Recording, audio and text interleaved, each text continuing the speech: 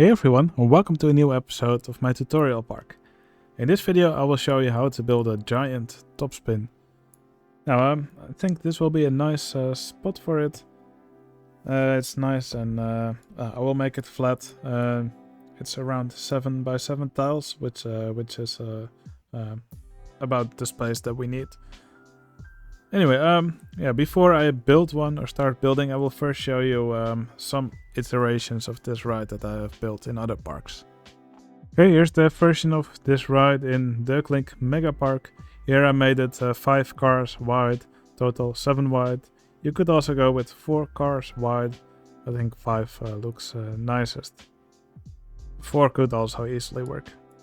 Okay, here's the version of the ride in Imagination Mega Park. I actually reversed one row of these vehicles, so some guests rotate forwards, some rotate backwards, and here I actually have the ride suspended between these two huge buildings. So for this ride, it will just climb up like this, and then it will rotate down quite quickly. Here at the top, it will go slowly again because of the chain lifts, and it will do a few cycles like this. So yeah, the way we built this ride, it doesn't actually swing back and forth, it only goes one way. That actually makes the shoestring very simple. Probably with some more difficult shoestring, you could probably make it do other stuff, but we will keep it simple for this ride. Alright, I'm just first going to flatten this land a bit, and then after that we can start building the ride. Alright, I've flattened the ground. And where we want to build this ride, we'll have to build a vertical drop roller coaster. Now I want to have a bit of space on both sides where I built the track. So I'm going to start the ride here, then we have some space here on the side. Now I'm going to build the ride too high off the ground, and that will allow us to build a nice platform later. Now let's see where I have space. Yeah, I think I'll start here. So we'll need 2 horizontal track pieces.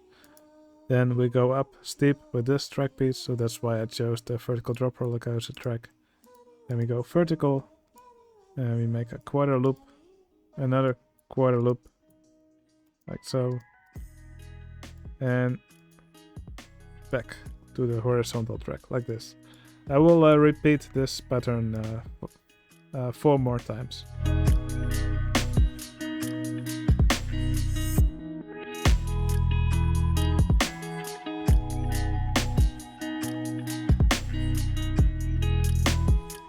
The vehicles will later run on this track. It will be a shoestring, so I'm also going to make the track which actually spawns the vehicles. So let's for that I think I will just use a wild mouse track, and I'll just build the station right over here.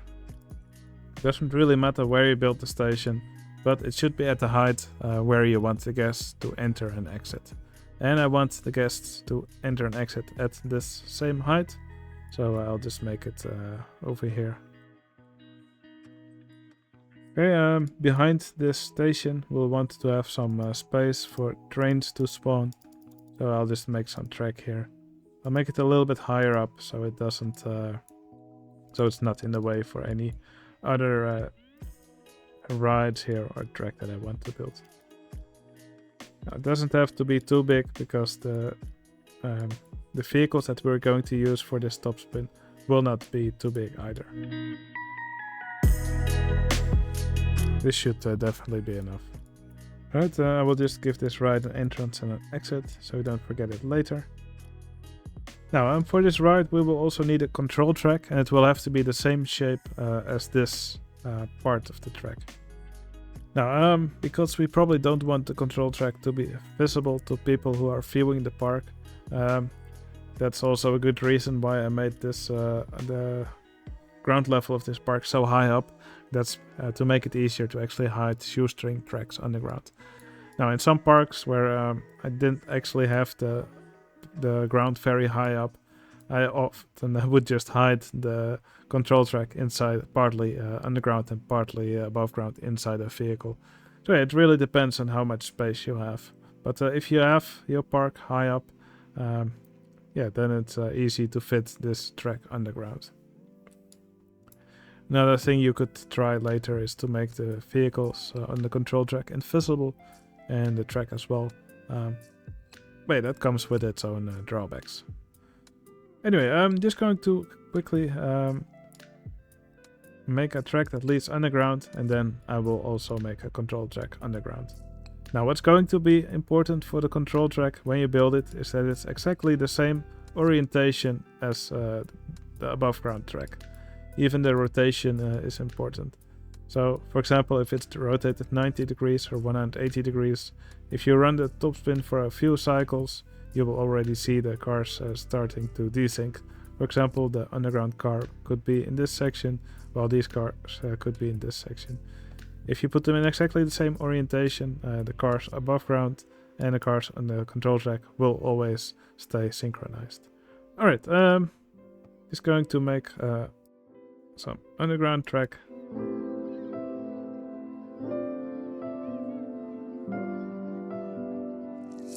Alright, I think we're deep enough that the control track will be fully underground if we build it here. So that's what I'm going to do next. I will now build the underground or the control track. So for that, once again, I'm going to use the vertical drop roller coaster. I will just delete a few of these track pieces. Alright, I will build a station here for the ride.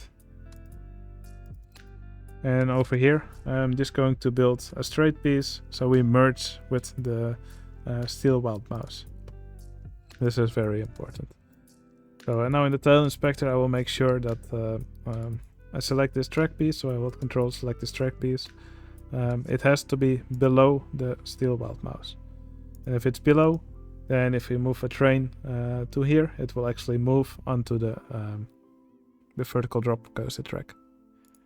Okay, and now we make a same track as we did above ground, but we will make a chain lift here.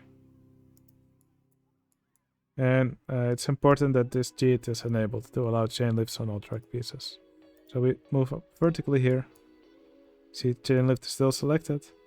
And we make a quarter loop, chain lift is still selected. Let's make sure the track is not visible above ground. Doesn't look like it. Now I will keep the chain lift enabled here. Here we can disable it. And I will just finish the track here. Now we don't have to make a station for this underground track. I will call it a topspin control track. Alright, that's another part of the ride done. Now what we also need is a way to guide these vehicles onto this track. Onto these tracks, I mean. So for that, I will delete this track piece and I'll make a track that leads to over here.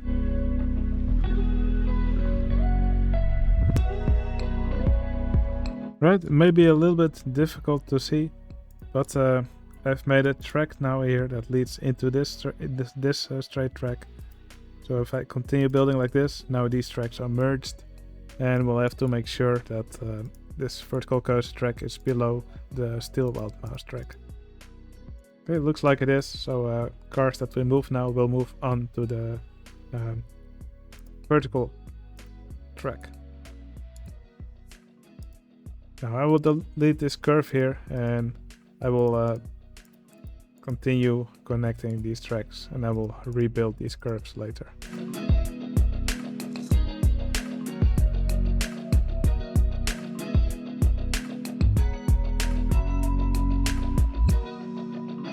Alright, we have 3 tracks now, so this is the actual ride. I call it topspin. Here's the track which the vehicles will ride on. And below ground we now have the control track, which you can see over here. Now, what we want for the vehicles, I think the ride or the topspin looks best with 2 rows of vehicles. So we'll need 1 vehicle for the control track and 2 vehicles for every one of these tracks that you have. So it makes 5 times 2 is 10, plus 1 is 11. So I'll enable the cheat for showing vehicles from other track types. And we'll need to find the 6-seater twisted trains, which are the ones for the vertical drop coaster. We'll make it have 1 car, 1 train, and we'll have 11 cars per train. Now, something else which is important is to choose powered launch passing station. It's very important that you select the correct ride mode here, because it will be very tricky to change it when the ride is already in operation. And for now I'll just keep the lift hill change speed as it is. The launch speed I will also just keep it very low. Okay, I will connect this track again, which I removed earlier. Now what we will want to do is to split off the front train and move it to the track below. And we'll want to split off 2 vehicles of the train. We want to split off 2 vehicles of every train, and we want to have 2 of those vehicles on each of these tracks.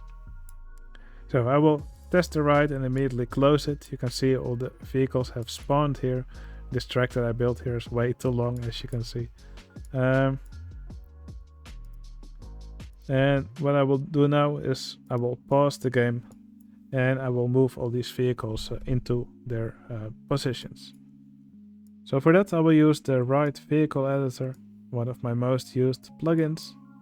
And I'll just select this drop icon. I'll select the front vehicle. And here you can see the field for track progress, and with that we can move the vehicle forward. So I have this vehicle 1 selected. So as you can see, it now moves below ground. And I'm just going to move it below ground until it is here at the front of the station here. Alright, as long as it's in the station, it should be fine. Going to move it back a little bit. I think this is the right spot. You'll want to make sure that it's actually inside the station for the ride to work properly. Okay, then I'm going to go in the tile inspector. I will select this track piece over here. Now there's 2 track pieces over here. The train can go either in this curve or below ground. Right now it will go to below, because this track piece is below this track piece in the tile inspector. So if I swap them around, the rest of the train should move onto this track. Alright, I now want to move all these trains to here. I could do them all individually, but I think it's faster if we do more of them at the same time. So I'm going to select track progress over here. And instead of all vehicles on this train, I will select following vehicles in this train. I will select vehicle 2. I will click synchronize. And doing this allows me to move all the vehicle 2 and all following trains at the same time. But vehicle 1 will stay in its spot on the control track. So if I click increase track progress here, you can see all vehicles of the train now move. Now I will make it a little bit faster by selecting the times 10 multiplier here. Alright, here we arrive at the first junction. And at this junction I only want the first 2 trains to move onto it. So I will increase the track progress. It looks like these trains all aren't moving there. So with the tile inspector I will select this curved track piece and I will move it below the straight track piece, and then the train should follow this track. So let's see. Alright, you can see this train is now curving towards this track. So that means it's on the curve. So if I now switch the order of these 2 elements again, any trains that follow should follow this straight track again. I will already move this. I will already move these curves below the straight track pieces, just to make it easier for later. But yeah, I will now keep moving these vehicles.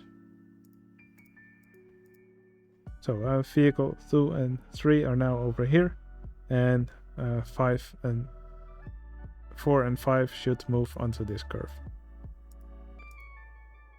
Alright, these two vehicles are now in position, so I can stop moving them.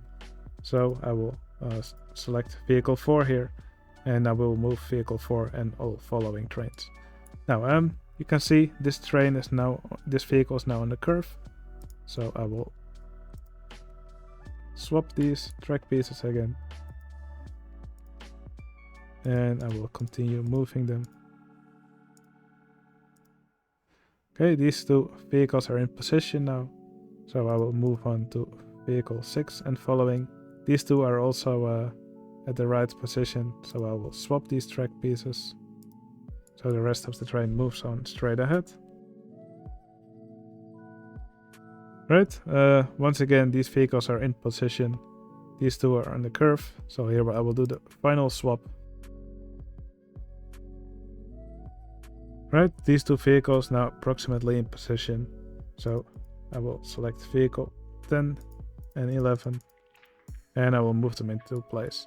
Now, they don't have to be exactly into space, into the right spot. We can tweak that later. Alright, all vehicles are now in position, so now it's time to tweak their actual positions. Let's find a good angle. Alright, I will make this track invisible. I will just change it to Crooked House, the top spin track that is. And we'll need some sort of reference point to actually be able to line up these vehicles exactly. So what you could do, for example, is just place a block or something similar under these vehicles. And that should help you line them up in the same way. You'll probably want the front vehicle to be close to the end of the station, because that's also approximately how the train below ground on the control track is situated. Now make sure to not synchronize anymore. And I will now select vehicle 2, and I will just move it forward a little bit. And it's probably a good idea to try and remember how many ticks you put it forward, because that's also the amount of ticks you'll want to put the train right behind it forward. Alright, I put it 12 units forward, and that means that this little black piece is right on this line. I think that will be also a good reference point for the rest of the vehicles. So I will also move this vehicle behind it 12 units forward. And now I will do the same for these vehicles. I will line them up the same as I did this one.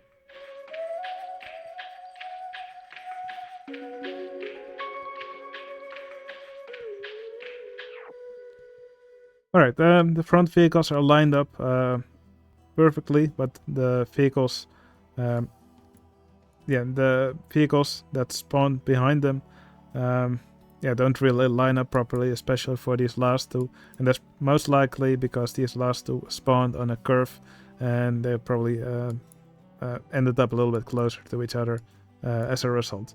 So for these last two I will just move them back a few pixels. I think that that should do the trick.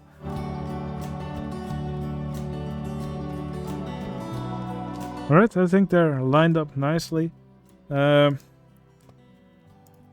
Let's see. I think we'll want to have a bit of a launch speed, maybe 9 kilometers per hour. And I'm going to increase the lift hill change speed a little bit, not too much. Now what I will do for the top spin is I will change the ride to a go-through coaster.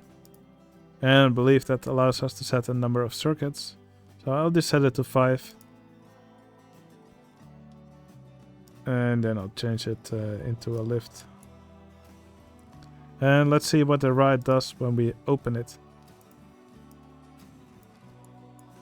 Alright, it's a little bit fast. You can probably decrease the lift hill speed a little bit. But you can see it, it actually operates now. So it will do 5 circuits and then it will stop like it did now. Now, if you want to change the lift hill change speed again, you can do that if you change the ride to a ride that normally can have a lift hill. Alright, you can play with these settings if you want to get something that works nice for you. Now, and here you can see the ride on the control track. If the cutaway view cooperates, there we go. So this vehicle is actually what drags the rest of the train forward, since this part of the track actually has a chain lift on it. Alright, what's left to do is to decorate the ride. Now, I don't really have some basic rules that I follow. Every time I've built one of these, it has been different. Usually I just improvise a little bit. Anyway, to make it easier for myself, I'm just going to make the top spin track visible again. So I'll change the top spin track back to vertical drop coaster, and that gives me an easier way of seeing where everything is. Alright, for the entrance, I will just paste it here. And for the exit, I'll just paste it here, right next to the track. And I will delete the original entrance and exit. For this one, I'll click Make Usable. I'll do the same for this one. Actually, I'll put it a little bit closer. That will give us a little bit more space to work with. Alright, we'll quickly connect queue line to the right.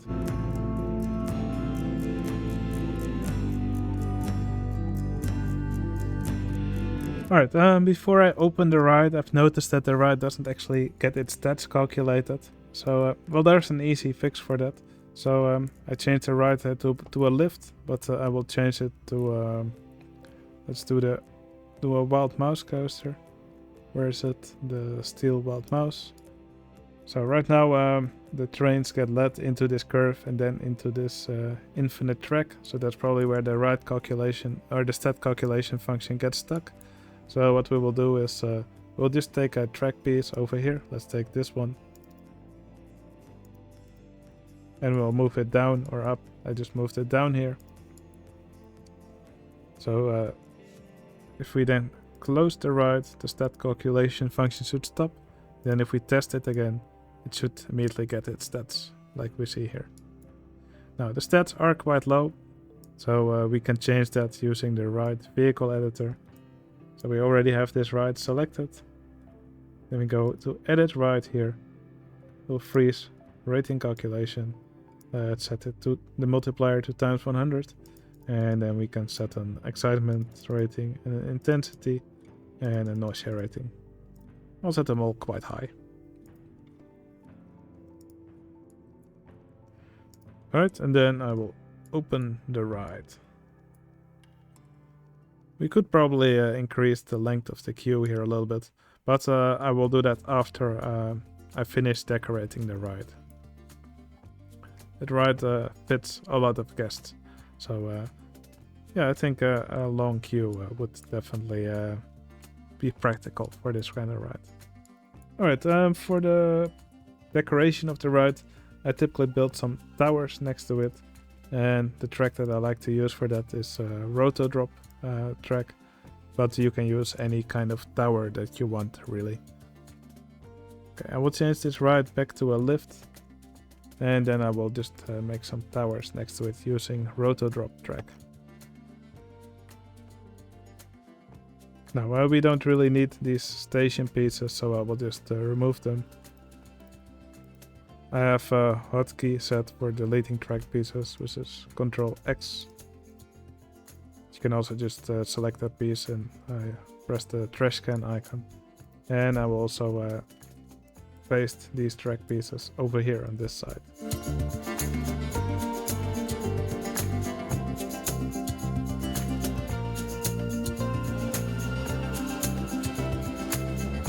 Alright, I also want some kind of support beam in the middle.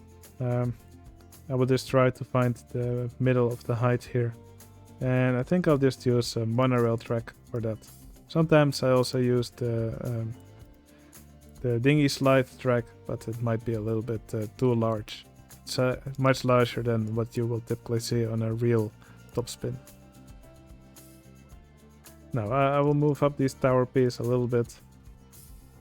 So then I can make something which looks like it actually connects.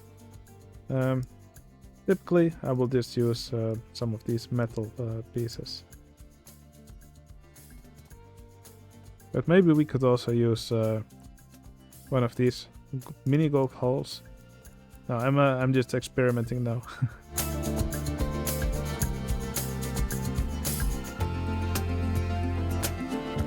No, I don't actually hate this, so I think I will just keep it like this. Yeah, I still like to experiment with these kind of rides, so forgive me for that. Alright, what we now still need is some form of platform under this ride here. So that's what I will do next. I think an easy way to make a nice looking platform under a ride like this is by using flying saucer track, as it's really easy to also recolor in the color that you like. So I will just build a flying saucer ride right under here. Right, I think I might actually move the entrance and exit of this ride down a little bit. Because it always looks nicest if this platform that you built under the ride is actually a bit under the vehicles, or else it will look like they are clipping through these railings every time. So I'm first going to close the ride. I will make sure not to despawn the vehicles. I will just let this ride finish whatever it's doing. And then when it's done with that, I will move the entrance and exit down a little bit with the tile inspector.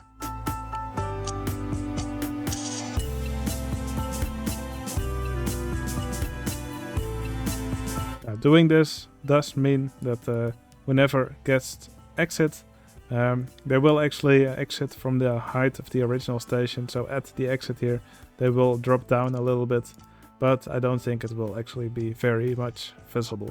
So that's why I'll just do this. If you move an exit up from the original station, guests will actually spawn below the exit wherever you moved it. So keep that in mind. Alright, I will now make the platform under the ride. Like I said, I will use the flying saucer track for that. I will just... I think I'll just immediately build it like this, and I'll adjust wherever necessary.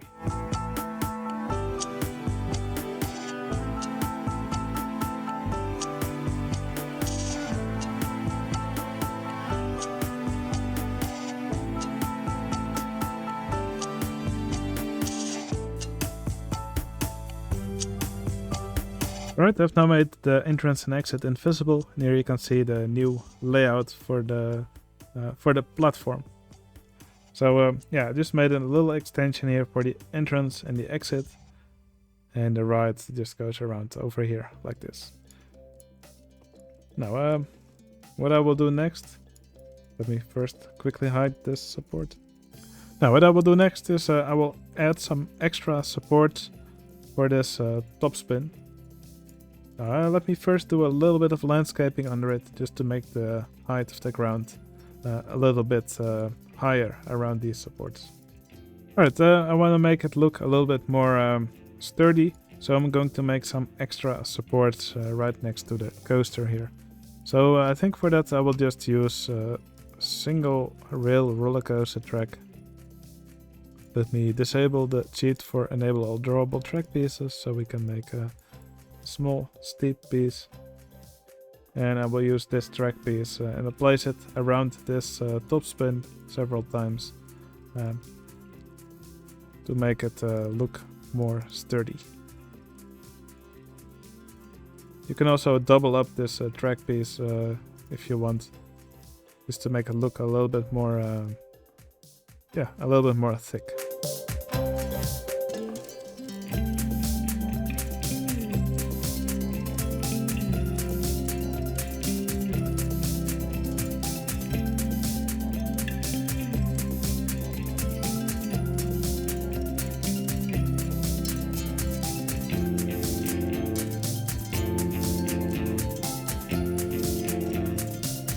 Okay, I gave the ride a nice little color scheme. What I've seen, some people do is also actually build something like which looks like a counterweight. It probably looks best if you move the vehicles back a little bit, but yeah, one that I've seen was made with these some flat wall pieces. So looked something like this, but a bit nicer with some with some different colors. Looks a little bit glitchy now, but that can be done better. And I believe it then had some prison wall piece, something like this. So you could do that if you want it to look like there's a counterweight on the top spin. But I typically just build the towers like this, and yeah, with the towers built like this, it somewhat looks like this may be connected to this ride, and that this would actually also be the counterweight. But yeah, that's really up to you how realistic you want it to be. I think this, like this, it looks good enough. But that's really up to you. Now, something which you could also add is a control hut for the operator. Now, I don't really have space for it anymore since I put these supports here. Let's see where I could put it. I typically use a t-shirt stall. Could maybe put it here. But yeah, I will typically just place a closed t-shirt stall somewhere. In this layout, I don't think it's really... yeah, I don't really see how we could nicely put an operator hut here. Maybe if I removed these supports, I could probably put an operator hut here. I think we can get away with removing these supports. So this I will just call operator hut. Okay, then there's still the front of the ride. Usually I will just put some plants here, or what always looks nice is to have a little to have some water here with some fountains that shoot up, and that's always a nice way to get some interaction with this ride. So I will just do something like this, and let's just put some of these jets here. I think that's always a nice way to get some interaction. There we go. I will also lower these ones a little bit. I'll make a little retaining wall here.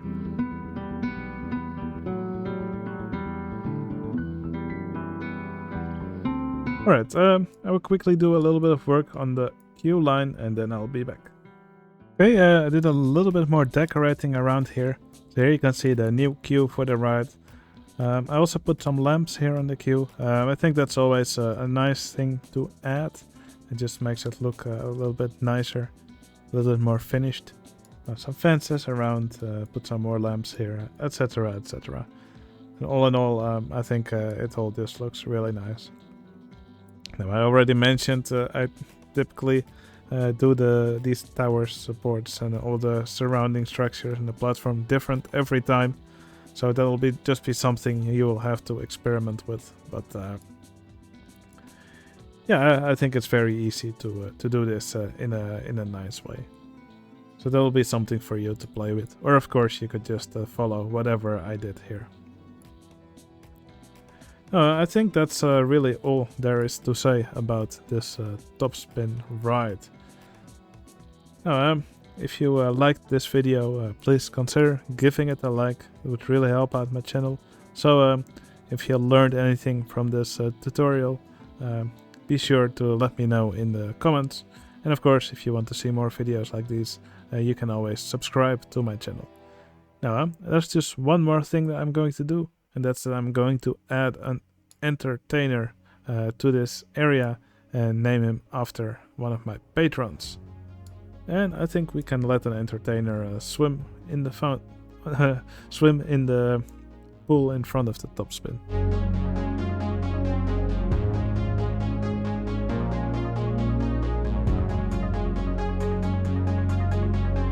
Alright, Slime, thanks so much for supporting me on Patreon, and you're now an entertainer in this park. Now, something which I also said in the last episode was that I would name several handymen after commenters, so that's what I'm going to do next.